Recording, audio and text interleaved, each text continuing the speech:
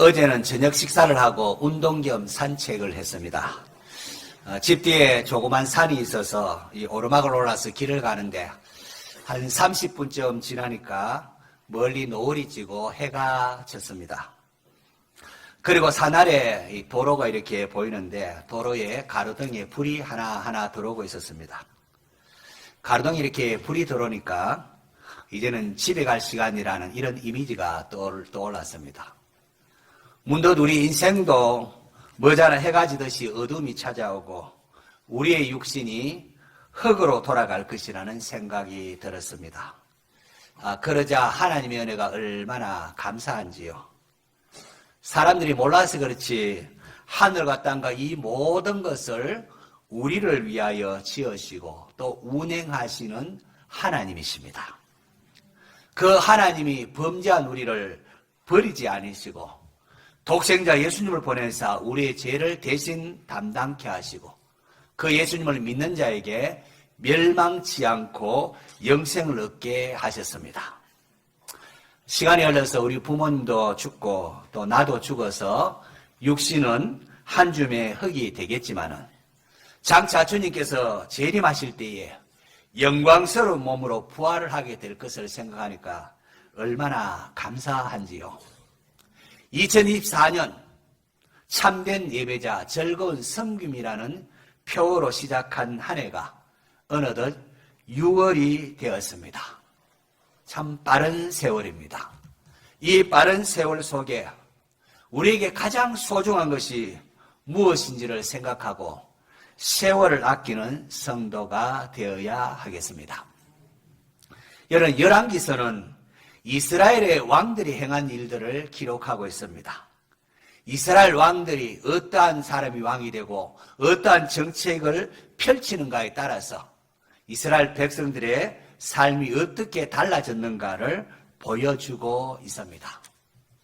우리가 예전에 대통령 선거가 있으면은 신문이나 방송에서 정권이 바뀌면은 각종 정책의 변화를 예고를 합니다. 이렇게 바뀔 것이다 예고를 합니다.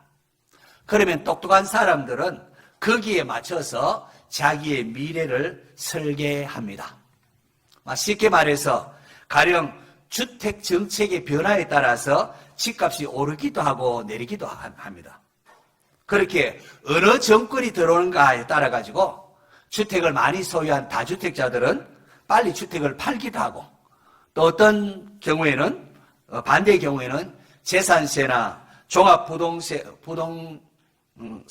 등을 좀 내는 한이 있더라도 팔지 않고 버티기도 하곤 합니다. 교회도 어떠한 정부가 들어서는 것이 좋을지를 생각하며 기도도 하고 또 그 결과에 따라서 어떻게 선교 전략을 펼쳐야 할지를 또 고민하고 기도하곤 합니다. 제가 군선교를 이렇게 하다 보니까 군선교 할 때에 군 부대의 지휘관이 누가 오느냐에 따라 가지고 부대원들의 신앙생활에 많은 영향력을 끼치는 것을 보았습니다. 오늘 읽은 본문 보시면은 열왕기하 1장 1절이 이렇게 시작이 됩니다.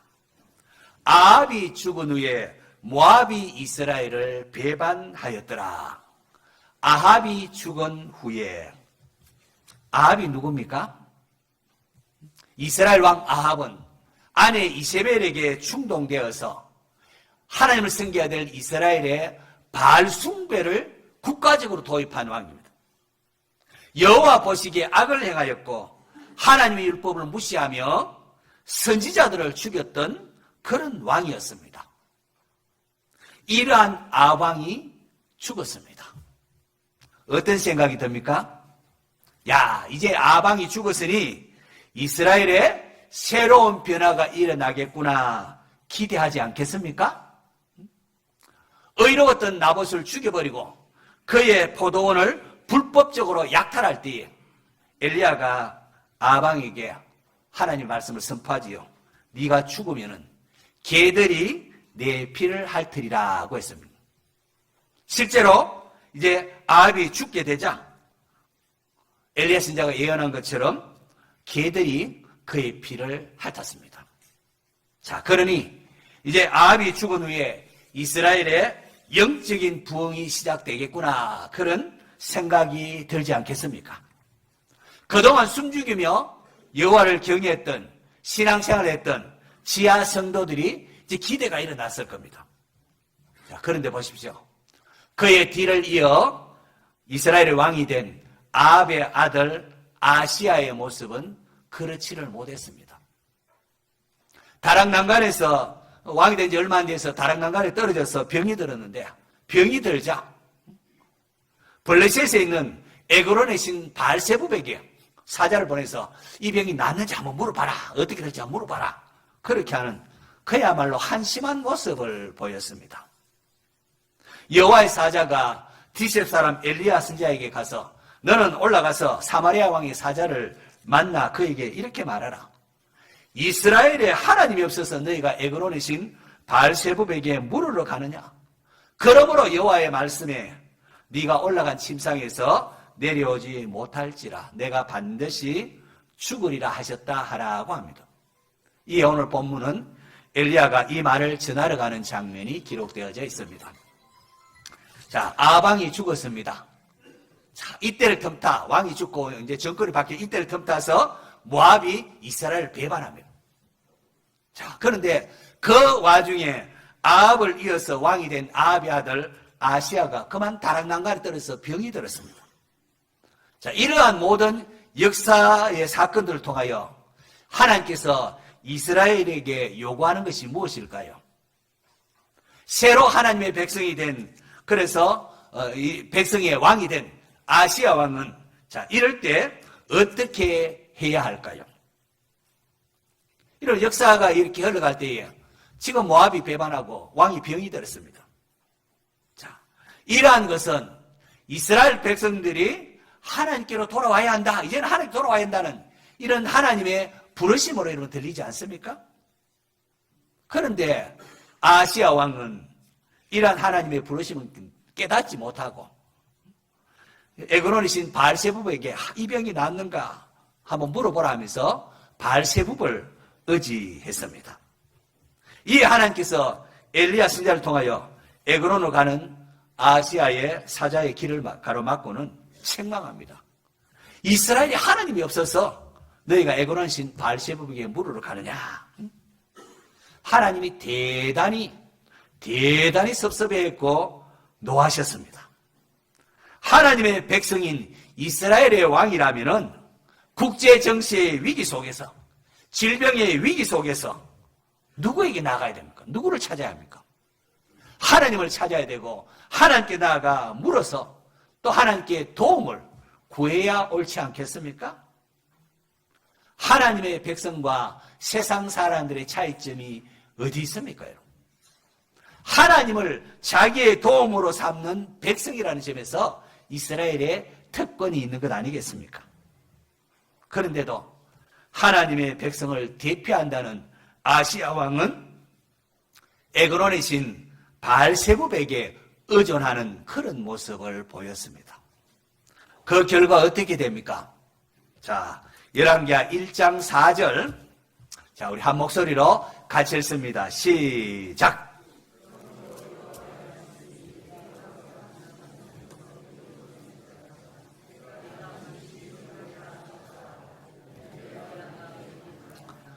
그러므로 여호와의 말씀이 내가 올라간 침상에서 내려오지 못할지라 내가 반드시 죽으리라 하셨다 하라. 그러므로 이 접속사를 주목하십시오. 그러므로라는 것은 앞의 내용이 뒤의 내용의 원인이나 근거가 될 때 사용하는 접속사입니다. 앞의 내용 뭡니까? 하나님께 묻지 아니하고 에그론의 신 바알세부백에 물으러 갔다는 거예요. 바알세부백에 물으러 갔기 때문에 그러므로 아시아는 병으로 인하여 죽게 되었다는 겁니다. 역으로 말하면은 아시아가 이방신이 아니라 여호와께 하나님께 묻고 도움을 구했더라면은 역사가 달라졌을 것이라는 겁니다. 에이 목사님, 아시아가 하나님께 묻고 행했다고 뭐 역사가 달라졌겠습니까? 라고 질문하시는 분이 계실지도 모르겠습니다. 그런 분을 위하여 성경은 역사가 어떻게 펼쳐졌는가 계속해서 좀 살펴보겠습니다. 열왕기하 3장 5절 보십시오.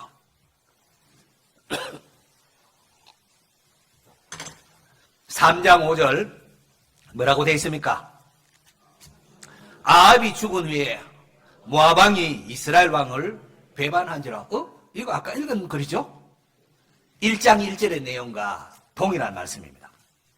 자, 성경은 의도적으로 이렇게 기록하고 있는 겁니다. 그런데 이번에는 사건이 어떻게 전개되는지 한번 보십시오. 지금 이스라엘은 아시아가 병들어서 난각들어서 병들어서 이방신에게 묻다가 이제 죽었습니다. 그런데 아시아가 자식이 없어요. 아들이 없습니다. 그러니까 형제, 그러니까 아합의 다른 아들인 요람이 왕이 되었습니다. 이스라엘 왕이 되었습니다. 자, 요람이 이스라엘 왕이 됐는데 요람이 이제 모압이 배반하니까 이 모압을 징벌해야 되겠다 하면서 유다 왕의 도움을 얻고 함께 에돔을 걸쳐서 에돔 광야길로 해서 모압을 치러 갑니다. 에돔을 걸쳐가면서 에돔 왕과 합세합니다. 그래서 이스라엘 왕, 유다 왕, 에돔 왕 세 왕이 모압을 정벌을 하려고 출정을 했습니다. 그런데 7일 되는 동안에 군사와 따라가는 가축을 먹일 물이 없습니다. 전쟁을 치러 가야 되는데 여러분 마실 물 없으면 하루도 제대로 버티기 어렵습니다. 목이 말라 보십시오. 하루도 제대로 버티기 어렵습니다. 전쟁을 치러야 할 왕과 군사들이 전쟁은 고사하고 목이 말라가지고 전쟁을 치를 수 없는 그런 상황에 직면한 겁니다. 위기에 직면한 겁니다.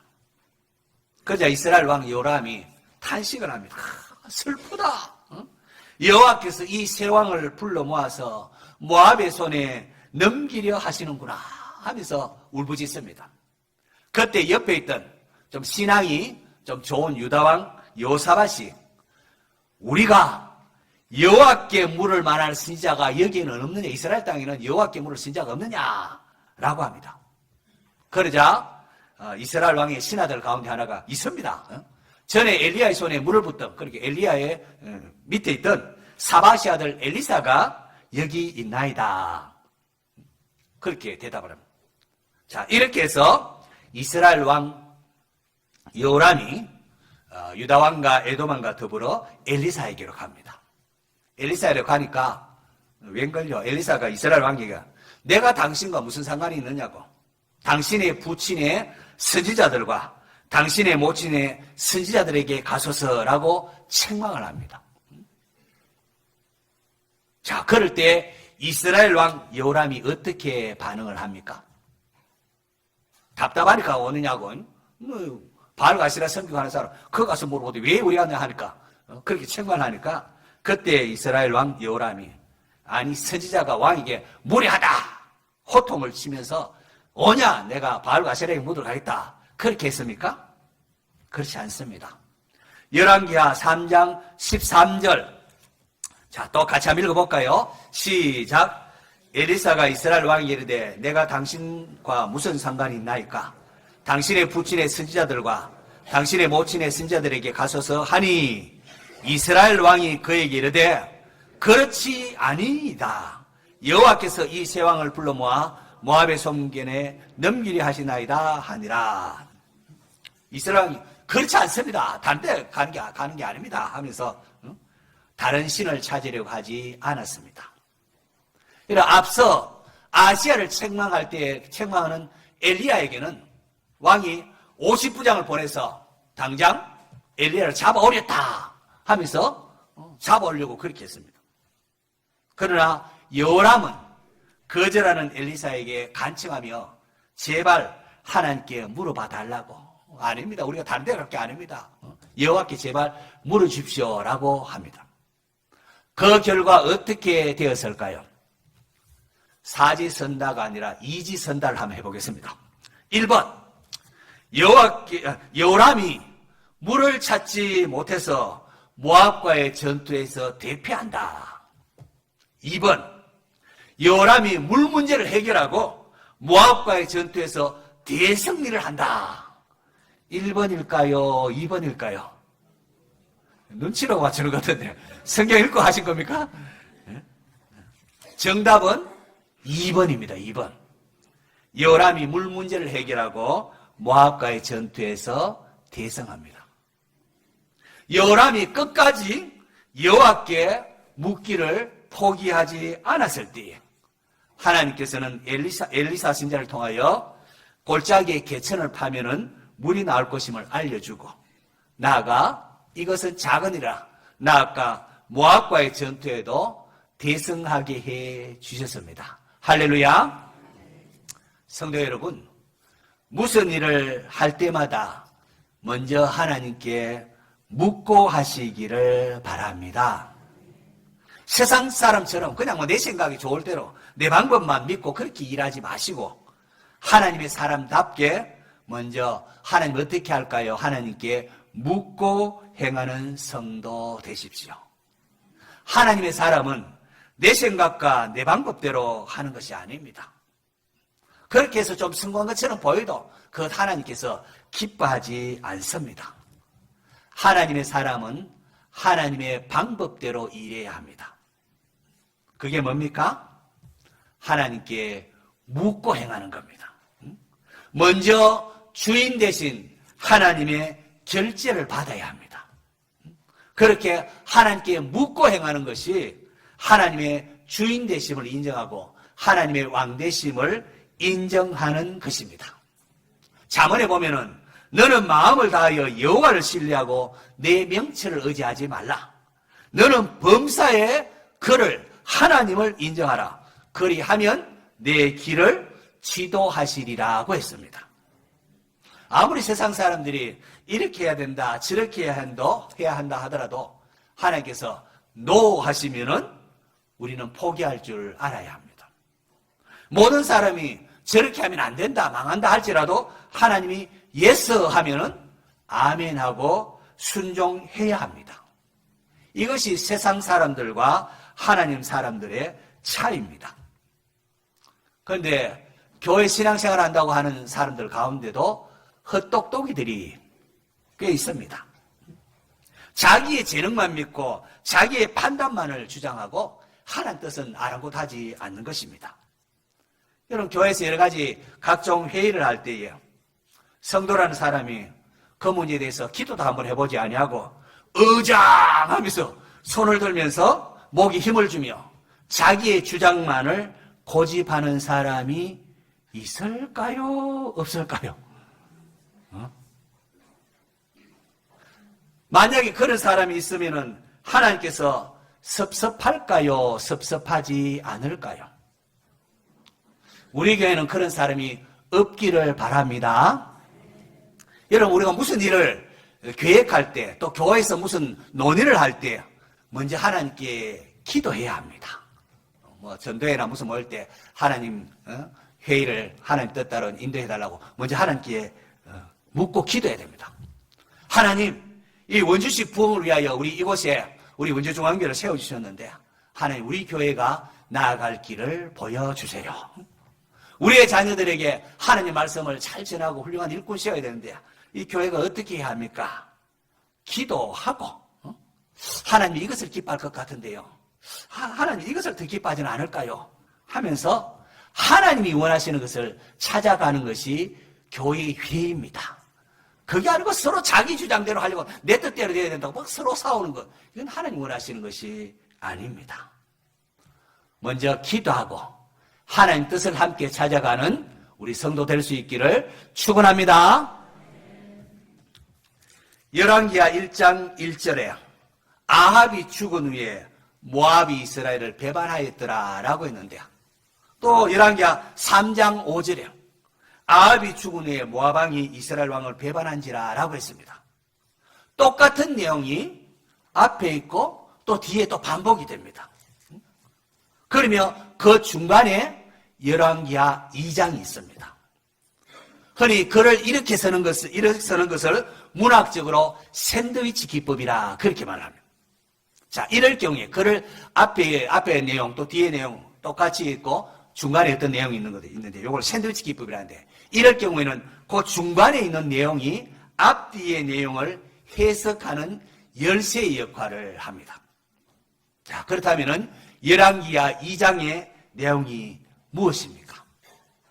열왕기 2장 읽어보시면은 하나님의 사람 엘리야 선지자가 죽음을 맛보지 않고 성천하는데 성천하기에 앞서서 선지학교를 방문합니다. 바로 그때에 엘리사가 행한 내용이 기록되어져 있습니다.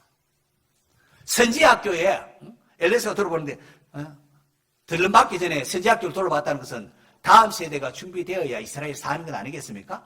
다음 세대에 관심을 가지고 둘러보고 이제 올라가게 되는데 선지학교에 많은 선지생도들이 있었는데 그 가운데에 끝까지 엘리야 선지자를 따라다니면서 당신의 성령의 역사가 갑절이나 내게 있기를 원하나이다 라고 한 사람은 오직 한 사람 엘리사뿐이었습니다. 여러분 역사를 보십시오. 결국 엘리야를 이어서 풍전등화와 같은 나라를 지키고 하나님의 역사를 감당한 사람은 다름 아닌 바로 이 사람 엘리사였습니다. 성경은 이것을 통하여 우리에게 말씀을 하는 겁니다. 이 시대에 위기를 극복하고 우리에게 주어진 사명을 감당하기 위해서는 엘리사처럼 끝까지 하나님을 찾고 하나님께 매어 달려 기도해야 한다는 것입니다. 오래전에 말씀드렸는데 다시 한번 따라하겠습니다. 죽기 살기로. 자, 손을 이렇게 하시면 죽기 살기로 하나님께 매어 달려 기도하자. 예, 구호만 그렇게 외칠 것이 아니고 실제로 그렇게 살 수 있기를 축원합니다. 엘리사 두 선지자가 죽은 아이의 몸에 자기 몸을 대고 기도함을 통하여 살린 것이 성경에 기록되어 있습니다. 열왕기상 17장에 보면은 엘리야가 사라밧 가부의 아들이 아파서 죽게 되었을 때에 그 죽은 아이를 다락방에 자기 침대에 올려놓고는 그 위에 자기 몸을 이렇게 엎드리고는 3번이나 엎드리면서 살려달라고 하나님께 기도합니다. 그럴 때에 하나님께서 엘리야의 기도를 들으사 아이의 혼이 돌아오게 하셨습니다. 살아나게 했습니다.